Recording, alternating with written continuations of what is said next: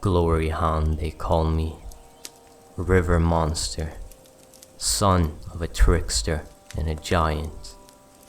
But I am as much a son of Asgard as the Allfather himself.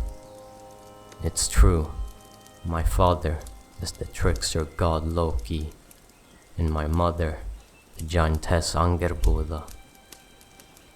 I came into this world with my siblings Hel and Jormungandr. We were not born in Asgard, but neither was Odin. He carries as much of the giant's blood as we do, yet he places himself above us. Driven by his self-righteous view of some greater good, he wishes to see us cast aside, rejected, chained and unable to shape our destinies. But I will not be bound or silenced.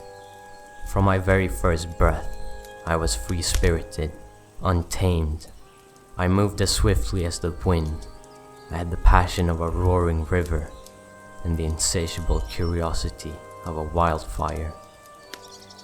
I remembered those days fondly in my youth. The ancient forests of Jotunheim were my boundless playground, where the winds whispered secrets to me, and the leaves of the trees spoke their age-old wisdom. As any wolf, I mastered the art of hunting early, chasing both the smallest and greatest creatures, their tracks and scents guiding my path as every corner of my motherland became as familiar as the sound of rain. In the wolves of Jotunheim, I found my true pack. Among these loyal and noble friends, we prowled the rugged landscape, hunting and challenging each other, ever honing our skills in the unforgiving wilderness. My playground soon transformed into a proving ground as I crossed paths with my first bear, a mighty creature whose strength was matched only by his ferocity. This marked the first time my abilities in duel were truly tested. As claws and fangs dug deep into fur and flesh, I glimpsed the dark and dormant side of myself, one of fury.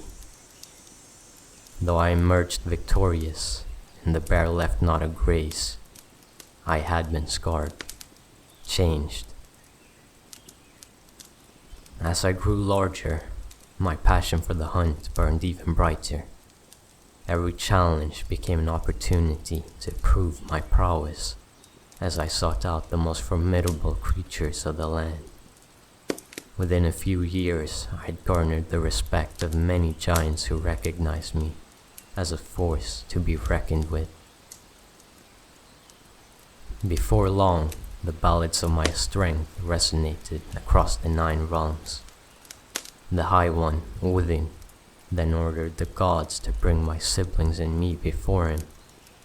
Expecting a warm welcome from our distant kinsmen, our wishful thinking was soon shut down as Odin straightway tossed my brother into the deep sea and my sister into Niflheim.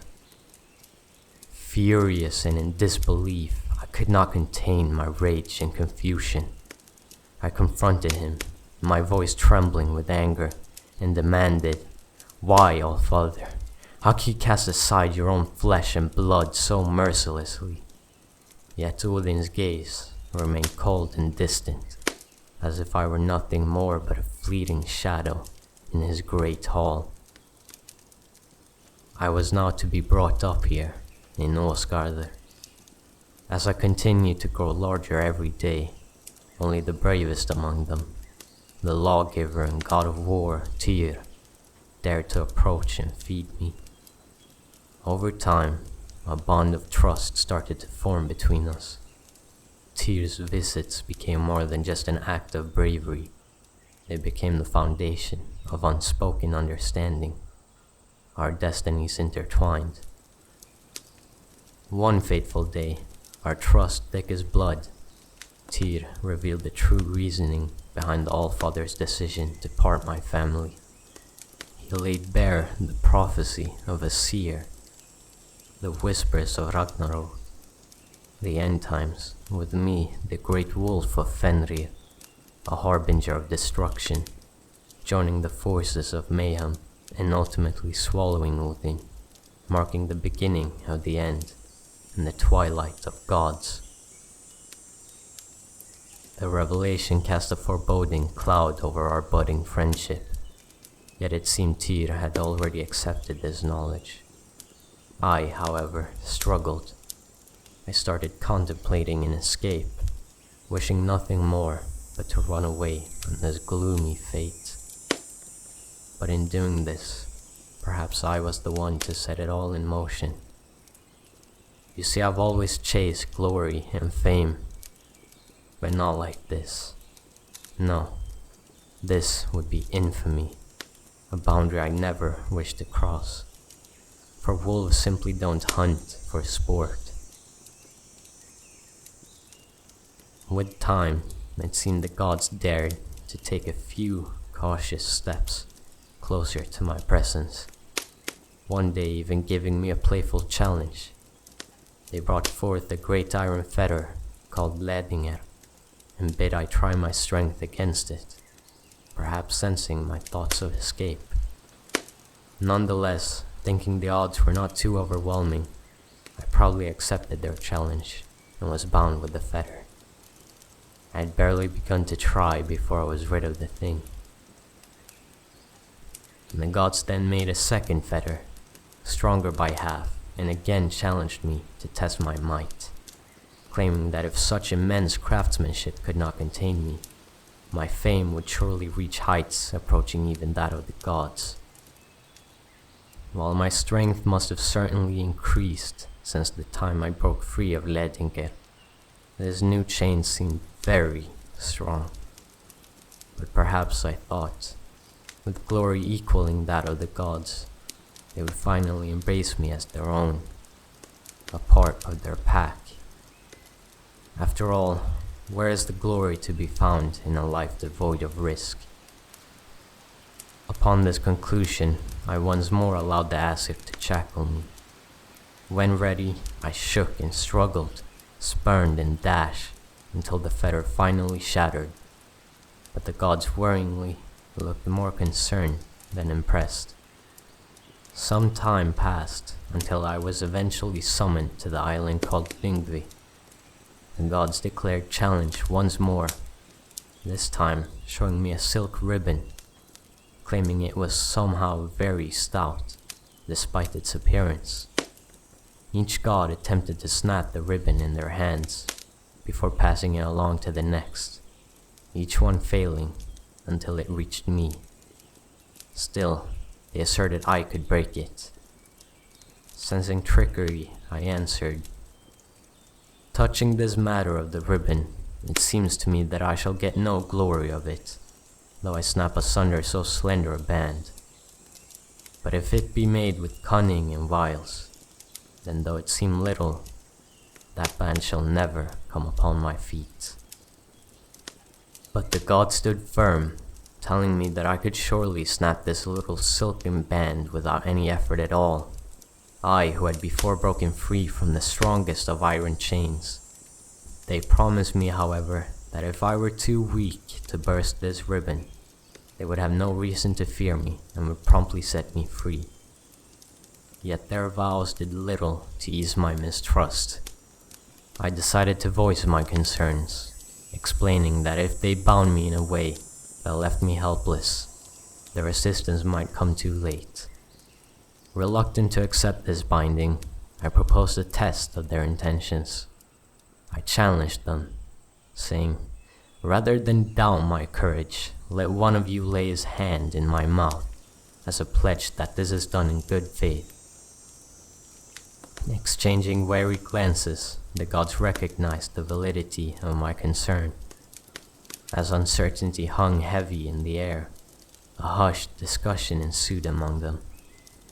Meanwhile, the brave Týr, my steadfast friend, was already walking towards me with confidence. As Tyr's right hand rested in my mouth, we shared a solemn moment, a pact of trust amidst the tension. The gods bore witness as the silken band was brought forward and caringly laid upon me. In a frenzy of desperation, I fought harder than I had ever fought before, all the battles of my life flashing vividly before my eyes. Yet the band had only grown tighter, constricting my every movement. When I finally regained my senses, a surreal scene unfolded before me. All the gods were laughing heartily, all except one. Týr, the valiant warrior who had dared to trust, gazed into my eyes with an expression only of pain and sorrow, his right hand no longer resting in my mouth. The silken band that held me was indeed made of silk. The taste in my mouth was that of iron, the bitter taste of my friend's blood. As I locked eyes with Týr, a shroud of uncertainty enveloped me, for I could not discern whether his sorrow stemmed from the loss of his hand or the betrayal of a once trusted friend. That unanswered question weighed heavily on me. But before he turned away, Týr reached out with his remaining hand and gave me an earnest pat on the head, a gesture of both reassurance and farewell. Before I could fully grasp the gravity of the situation, the gods were already taking further measures to secure me. They bound me to colossal rocks anchored deep in the earth. Enraged, I tried to hinder their effort with my bites, but in response, they only thrust a sword into my mouth, effectively gagging me. My anguished howls echoed throughout the realms as saliva flowed from my mouth to form the river Von. Suddenly, I was all alone on the island. It was then, as the day faded into the darkest hours of the night, that my old friend the forest began to speak to me once more. In the comforting whispers of rustling leaves, they unveiled the true extent of the gods' ambitions to bind me. I learned how the gods had scoured the realms, seeking the one thing that could bind me.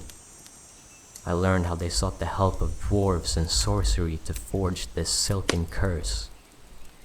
Gleipnir, they called it. I also learned its composition, the noise a cat makes as it steps, the beard of a woman, the roots of a rock, the sinews of a bear, the breath of a fish, and the spittle of a bird. All 6 of these elements, things that cannot be put to test. With this newfound knowledge burning in my mind, I resign myself to fate, knowing I will not be bound or silenced forever. The day will come when Gjallarhorn's call will pierce through the realms, marking the end times, and heralding the moment I finally break free. The gods shall reap the bitter harvest of their reckless cruelties and wrongdoings against my kin.